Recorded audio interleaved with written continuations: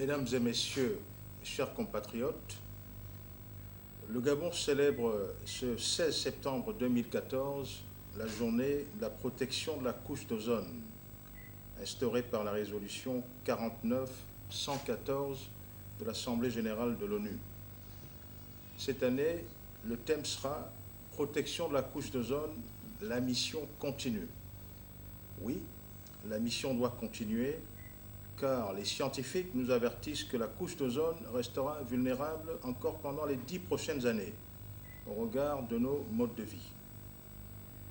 Notre pays fait partie des 197 pays qui ont ratifié la Convention de Vienne pour la protection de la couche d'ozone, le protocole de Montréal relatif aux substances appauvrissant la couche d'ozone et les amendements y relatifs signés respectivement le 22 mars 1985 et le 16 septembre 1987.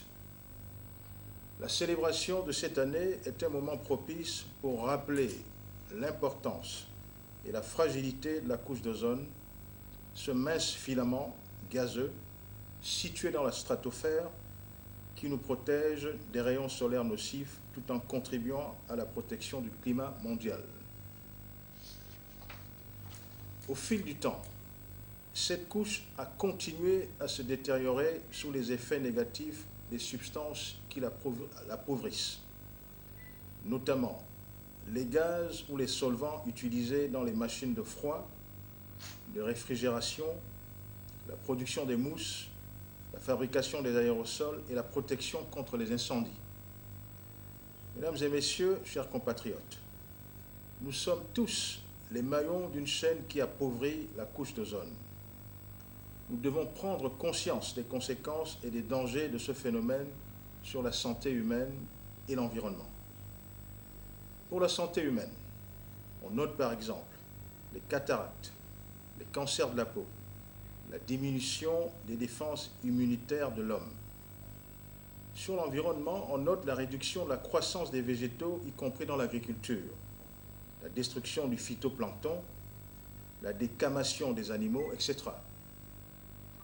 La célébration de cette année est l'occasion de réaffirmer l'engagement de notre pays à l'application pleine et entière de la Convention de Vienne et du protocole de Montréal.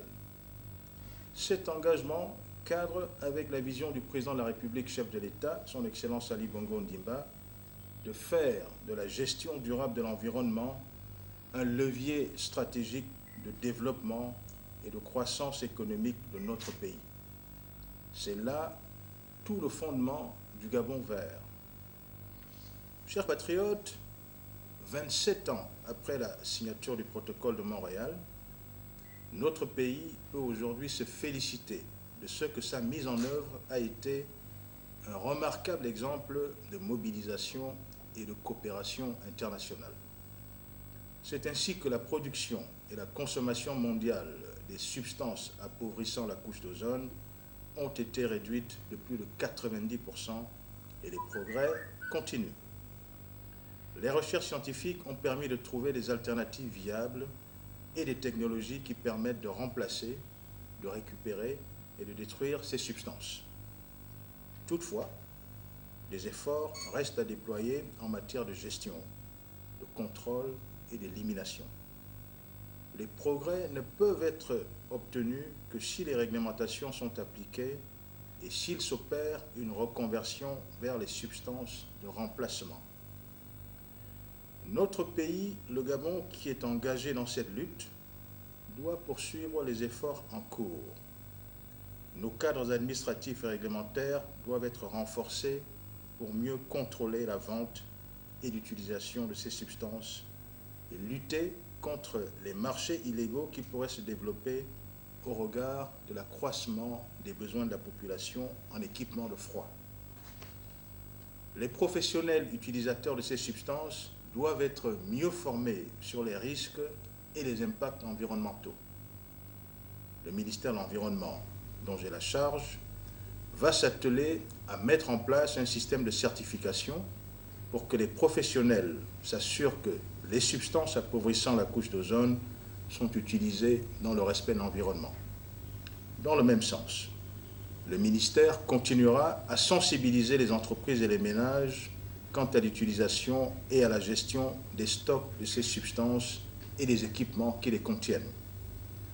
C'est d'ailleurs le lieu d'exhorter les acteurs et les entreprises importatrices de réfrigérants réglementés à se conformer strictement à la réglementation en vigueur et à contribuer aux efforts de notre pays pour la protection de la couche d'ozone et de l'environnement.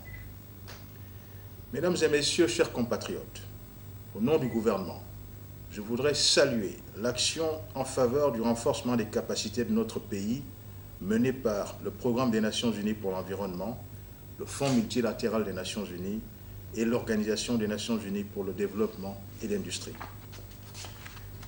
Cette action s'est traduite par l'appui au Bureau national ozone, à la formation de techniciens frigoristes et d'agents de douane pour le contrôle à nos frontières, au renforcement de la réglementation sur l'octroi des quotas d'importation et des licences, et surtout à la dotation en équipements appropriés.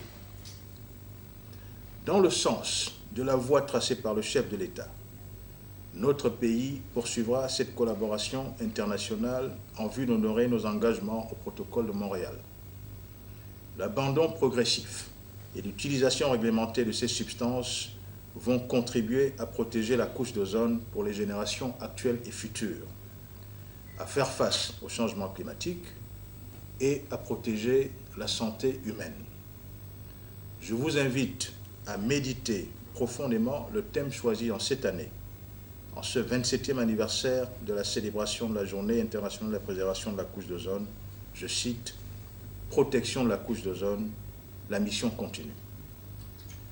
Mesdames et messieurs, chers compatriotes, notre volonté doit s'appuyer sur une prise de conscience et une mobilisation de tous pour continuer la mission, tel que le thème de cette année nous y invite.